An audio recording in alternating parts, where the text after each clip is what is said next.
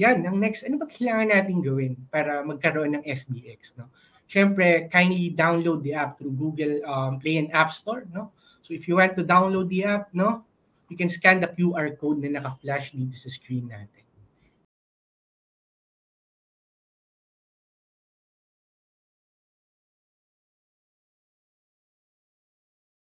So how to make an SBX account. So in this deck, no, we will dissect, no, on the step-by-step process on how to create an SBX account. Tingnan nga natin kung sobrang madali lang ba siya, kung seamless ba siya or not. No? So let's see as we go along with this presentation, no. So yan, how to make an SBX account, no. So wait for a bit. So yan, first is we need to open the app and select create an account. So pagka-download natin ang app, no, buksan lang natin yan and then click create an account. And then next is make sure to read the reminders and prepare the necessary government-issued IDs. Now, so ano yung mga available government-issued IDs natin na tinatanggap? First is passport, next is UMID, driver's license, voter's ID, and national ID. No? So sa onset pa lang ng registration, we will be reminding you to prepare these available requirements so that we won't be encountering any hurdles during the registration process. All right. So next is read and accept the TNC and then click proceed. So click lang natin one by one yung check boxes dyan. Then tsaka iilaw si proceed, tsaka natin siya makiklik. Alright? And then in SBX, we would like to know you better so we can serve you better. No? So yung aming registration process is divided into 5 sections. No? So first is account details, personal information, investment profile, FATCA, and eKYC. No? So dissect natin yan as we go along with the presentation. Alright? So first, you need to fill out your personal information. So once done, click proceed. Ano ba yung mga personal information natin? No? Name, address, and etc. Yung mga personal info na kailangan namin hingin as required by our regulatory, no? Which is the Securities and Exchange Commission. Alright.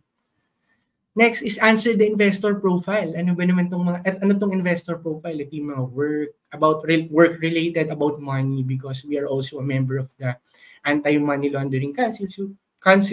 So we need to check your investor profile as well. Alright.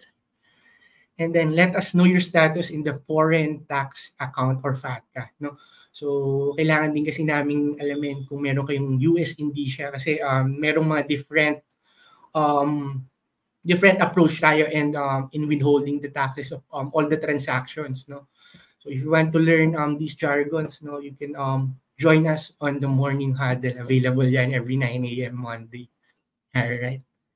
And then we would like also to make sure that we're dealing with the right customers. So kailangan din nating dumaan ng tinatawag nating eKYC, right? So you need to take a selfie and then select proceed. Upload your chosen ID. Yan yung sinabi ko earlier, yung mga accepted IDs natin. Kahit isa lang doon, no? I-upload natin siya dito sa eKYC. Oh, yan. Ulitin ko, no? Here are the list of accepted government IDs, no? Diyan ang passport, may UMID din tayo, driver's license, voter's ID, and yung national ID natin, bagong-bago. Ako wala pa sa akin yung national ID ko, so I'm gonna use my driver's license. No? Kidding aside. Alright, so next is, you need to sign 3 times on the space provided. No? So guys, just make sure lang na yung signature natin is same dun sa kasi we will be asking to sign 3 times. So make sure lang na parehas so that we hindi tayo magkakaroon ng problem in the account opening. Alright. Then take a look. After that, for example, na-undergo na natin lahat ng registration fields na fill up natin.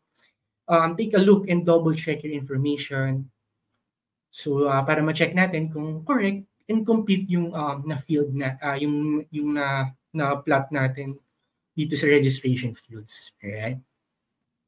Then afterwards, na-review na natin siya, click submit. Then yan, after submission, allow us some time to open your account. No? Tayin lang natin for a bit. No? Account opening is usually instant, but in some cases, it might take 24 to 48 hours. the information is not clear. So usually instant lang talaga yan, no? But for example, meron tayong mga maling fields na na-check or blurred yung selfie natin. So it will take 24 to 48 hours, no? Pagka hindi clear yung mga information na provide natin. And some of the registrants then may undergo enhanced customer due diligence, no? So kaya talagang tumatagal ng 24 to 48 hours. But most of the time naman it's instant. So you may also try to register. Tingnan natin kung instant ba talaga. No?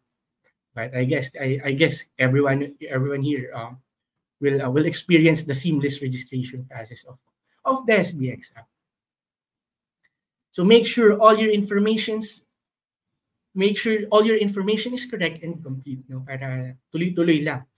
And then in certain cases, now our account opening team might get in touch with you for any additional information that will help us open your account.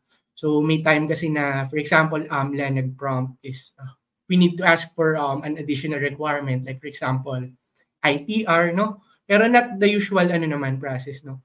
In certain cases lang. So ganun lang siya ano.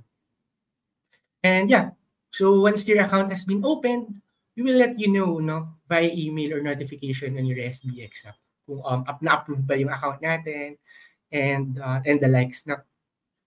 So yan, congratulations, no, you have just completed making an SBX account.